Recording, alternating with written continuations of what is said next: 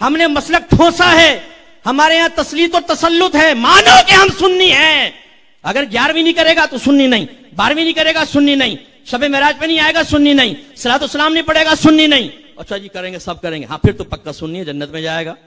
وہ بھائی یہ معمولات سے سنی نہیں بنتا آدمی, عقیدے سے سنی بنتا ہے, اور عقیدہ ہم نے دلیل سے سکھایا نہیں. نتیجہ نکلتا ہے ہمارا نوجوان سوشل میڈیا پر بیٹھ کر ون سائیڈڈ دلائل سنتا ہے اور 2 منٹ میں ڈاما ڈول ہو جاتا. ایمان گیا, ختم.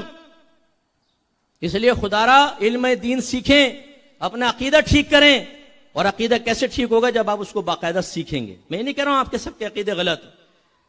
اگر آپ اہل سنت سے تعلق رکھتے ہیں تو بعض اوقات بغیر سیکھے بھی آدمی صحیح ٹریک پہ چل رہا ہوتا ہے, اللہ کی کرم نوازی ہوتا ہے.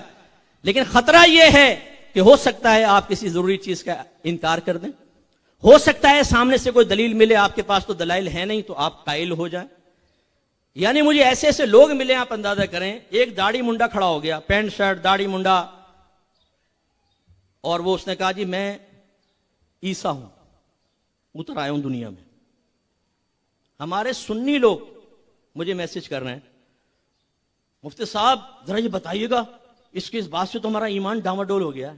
ارے بھائی, ایک آدمی نے کھڑے ہو کے عیسیٰ علیہ السلام ہونے کا دعویٰ کیا, تیرا ایمان ڈاواڈول ہو گیا؟ پہلے کر کے آ رہا تھا یہ بتا.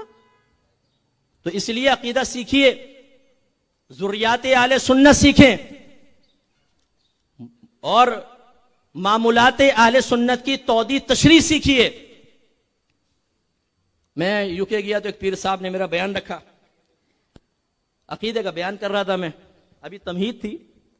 میں نے کہا حضور اگر آپ اجازت دیں تو میں آپ کے مریدین سے چند ضروری اہل سنت کے عقائد اور معمولات کے بارے میں کویسچن کر لوں. اب مجھے منع تو کر نہیں سکتے تھے پیر صاحب, کہیں گے ٹھیک ہے جی. اب میں نے وہ دیکھنا شروع کیا, جس کو دیکھوں کوئی یوں کرے, کوئی یوں کرے, کوئی یوں کرے, سب کو خوف و دہشت میں مبتلا کر کے میں نے آخر میں کہا بھائی میں نہیں پوچھ رہا ہوں, میں تو ویسی ایک بات کہی تھی, لیکن آپ کے نگاہیں چرانا ثابت کرتا ہے کہ یہاں خالی ہے. اس لیے میں آپ سب کو بھی دعوت دیتا ہوں, آپ میں سے جتنے لوگ یہ سمجھتے ہیں کہ میں مسلک اہل سنت میں بڑا کامل اور پرفیکٹ ہوں, اجتماع ختم ہو جائے, طالب علم کی حیثیت سے آپ سے چند کویسچن کرنا چاہوں گا.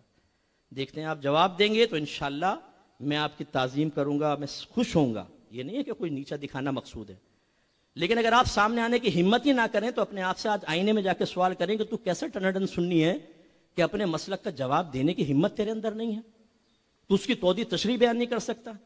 اس کمزوری عقائد کے ساتھ یہ سمجھتے ہیں کہ آپ مسلک کا دفاع کریں گے, اس میں نعت خوانیاں رکھیں, آپ پوری پوری رات کی نعت خوانوں کو بھاری رقوم دیں, ان کے بنگلے بنے, ان کی کاریں بنے, اس سے زیادہ مسلک پر کوئی کام نہیں کریں گے کہ آپ کے ہاتھ ہلوائیں گے, نعت خوانی کریں گے اور اس کے بعد جاؤ چھٹی, فجر پڑھو نہ پڑھو, مسجد خالی, 5000 کا مجمع ایک مسجد کے اندر. اور جب اجتماع ختم ہوا تو ایک صف بھی کمپلیٹ نہیں تھی. ہماری سنیوں کی مسجدیں آج خالی ہیں, نعت خوانیاں آباد ہیں. کیوں؟ یہ ذہن ایسا کیوں بنا؟ نماز فرض, جماعت واجب, فرض اور واجب کو چھوڑ کے مستحبات کی اتنی کثرت کیوں کر رہے ہیں؟ علماء تشریف فرمائے, پوچھئے, فرض فرض ہوتا ہے, واجب واجب ہوتا ہے, پھر سنت موقدہ ہے, پھر سنت غیر موقدہ, پھر مستحب, پھر مباح کا درجہ ہوتا ہے.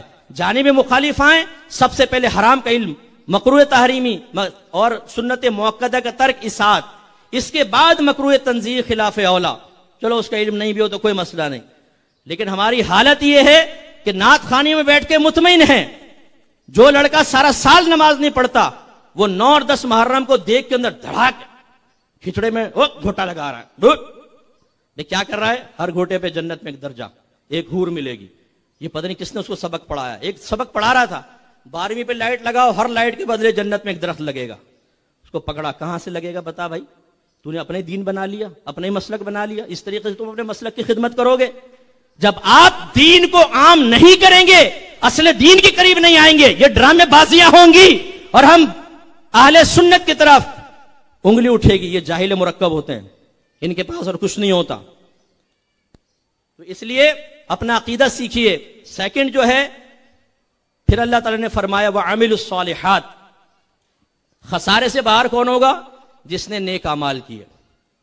یہ بھی ہمارے یہاں بڑا معروف ہے. عقیدہ ٹھیک کر لو, عمل میں کمی ہو کوئی بات نہیں, بات بالکل ٹھیک ہے. عقیدے کا اصل امتحان ہوگا, عمل میں کمی ہو اللہ تعالیٰ کرم فرمائے گا. لیکن اس انداز سے اگر ہم اس کو ذہن میں بٹھا لیں کہ عقیدہ ٹھیک کر لو, عمل کوئی ضروری نہیں ہے. اور اگر کوئی عمل کے بارے میں سنی عالم بیان کرے, بولیں یار ان کے بیان میں نا فلاں کی بو آتی ہے, عذاب قبر ہوگا, منکر نکیر کو سوال ہوگا, میدان محشر میں پریشان ہوں گے. ابے بھائی ہم تو سنی ہیں, جنت تو ہے ہی ہمارے لیے, کیوں بولو ہے کہ نہیں, بولو ہے کہ نہیں, ہاں ہے, کون انکار کرے گا.